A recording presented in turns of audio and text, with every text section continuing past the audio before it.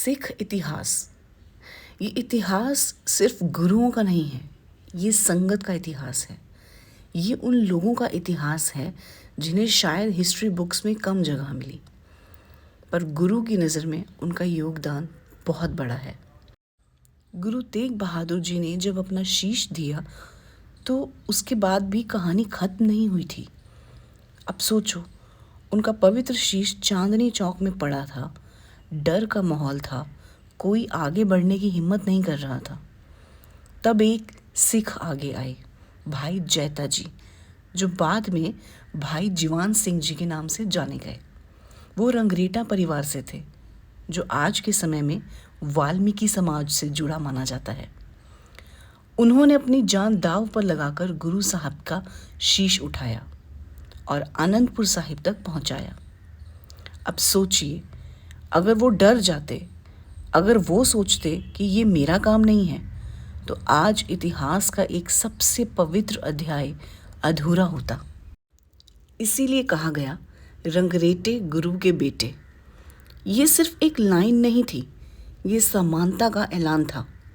बंजारा समाज का योगदान भी कम नहीं था। जब मुश्किल समय में गुरु घर को अनाज और सामान चाहिए होता था, तो बंजारा व्यापारी अपनी जान जोखिम में डालकर राशन पहुंचाते थे। उन्होंने सिख संघर्ष को जीवित रखा। लबाना समाज, जिनमें से एक महान सिख हुए भाई मक्खन शाह लुबाना, जब गुरु का पता नहीं चल रहा था, जब 22 फेक गुरु खड़े हो गए थे, तब मक्खन शाह जी ने ही असली गुरु की पहचान की, गुरु लाढोरे कहकर। इसीलिए सिख इतिहास में सिर्फ एक जाति, एक वर्ण, एक समाज नहीं था। वाल्मीकि समाज, बंजारा समाज, लबाना समाज और कई और पिछड़े वर्ग के लोग, सब ने अपना खून दिया, अपनी सेवा दी, अपनी वफादारी दी। ये वही धर्म है जहाँ लंगर में सब एक पंगत में बैठते हैं, जहाँ जाति से पहले इंसानियत आती है, जहाँ कोई वीआईपी कल्चर नहीं होता, जहाँ अपने गुरु, अपने ईश्वर, अपने परमात्मा के दर्शन करने के लिए पैसे नहीं देने होते। गुरु गोबिंद सिंह जी ने खालसा बनाकर यही तो सिखाया था, ना कोई ऊंचा, ना कोई नीच, सब वाहेगुरु के रूप।